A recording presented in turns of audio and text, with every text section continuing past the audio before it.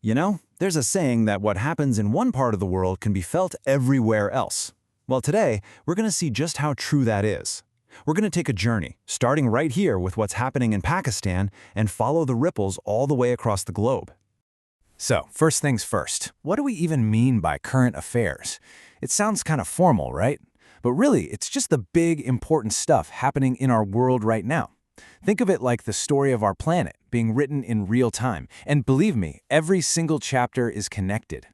But here's the real question, the one that matters most. Why should something happening thousands of miles away matter to you? I mean, a conflict in Europe, a decision made in another country, what's that got to do with daily life here? Well, as we're about to see, in today's world, the line between over there and right here is getting blurrier every single day. Okay, so here's our game plan. We'll start with the big picture in Pakistan, then zoom out to the neighborhood, connect that to major global issues, look at some possible solutions, and finally, bring it all back to what it means for you. Sound good? Let's dive in. First up, Pakistan's big picture. We're going to look at some of the key projects, the progress, and yeah, the pressures that are really shaping the country from the inside. You really can't talk about what's happening in Pakistan right now without talking about its strong partnership with China.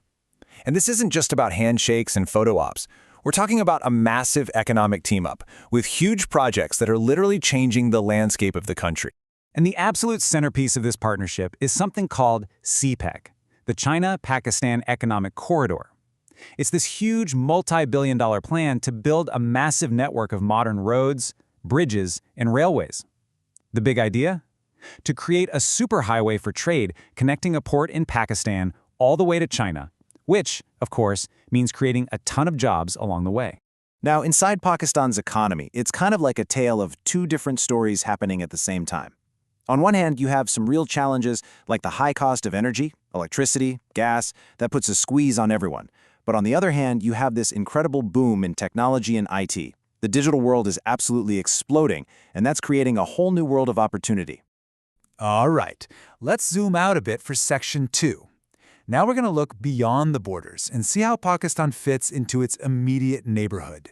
So, when you look at the region, what happens in Afghanistan is, of course, incredibly important. The two countries are linked by vital trade routes, for sure. But it's also about people. Pakistan has played a huge role for a long time in hosting a very large number of refugees. And then, of course, there's the very complex and long-standing issue of Kashmir. It continues to be a major point of focus in the region, and Pakistan's official stance has always been to push for a peaceful, negotiated solution. Okay, on to Section 3. Let's zoom out even further. This is where we really connect the dots and see exactly how these huge world events can show up right at your doorstep. Let's take the war between Russia and Ukraine. I know, it feels like it's a world away, right? But the economic shockwaves from that conflict have been felt everywhere, and Pakistan is definitely no exception. So what does that actually mean in real life? Well, it means things get more expensive. That war messed with the global supply of really important stuff, like wheat for our food and oil for fuel. When that happens, prices go up, and you feel it every time you go to the market or fill up your tank. And it's not just wars. There's another huge global issue that is literally knocking on our door, and that's climate change. This is a crisis that doesn't care about borders, and countries like Pakistan are right on the front lines, feeling some of the worst effects. And we're not talking about something in the distant future. This is happening right now. We see it with our own eyes. We see it in the terrible floods that have caused so much damage, in the brutal heat waves that are becoming more common, and in storms that seem stronger and more dangerous than ever before. Okay, so after talking about these huge challenges, it's easy to feel a bit overwhelmed. But let's shift gears. For Section 4, let's talk about solutions. What can we actually do to work towards a better future? So, on the giant, international level, you've got organizations like the United Nations. Think of it as a big meeting place where countries can come together to talk, to negotiate, and to try and solve problems that are just too big for any one nation to handle alone, whether it's peace and safety or climate change. But here's the thing, it's not all up to governments and giant organizations. Big international agreements are one thing, but real change, especially for the environment, starts much closer to home. It starts with us.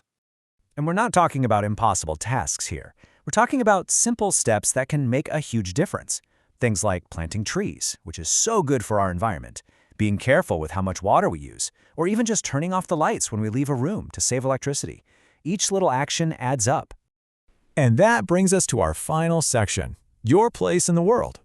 Let's pull all these threads together now, from the projects at home all the way to these massive global challenges. So what's the big takeaway here? It's that our world is constantly moving, constantly changing. Things are always in motion. And really, the only way to make sense of it all, to understand the challenges and to spot the opportunities, is to simply stay curious and stay informed. So I'll leave you with this final thought.